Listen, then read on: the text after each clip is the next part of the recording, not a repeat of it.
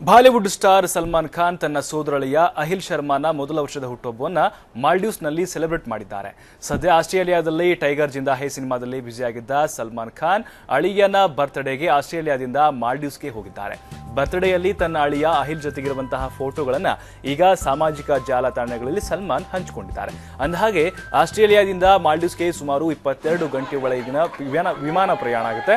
ಇನ್ನು ಶೂಟಿಂಗ್ ನಡುವೆ ಕೂಡ ಅಳಿಯನ ಬರ್ತ್ಡೇಗೆ ಹಾಜರಾಗುವ ಮೂಲಕ ಸಲ್ಮಾನ್ ತಮ್ಮ ಕುಟುಂಬದೊಂದಿಗಿನ ಬದ್ಧತೆಯನ್ನ ಎತ್ತಿ ತೋರಿಸಿದ್ದಾರೆ.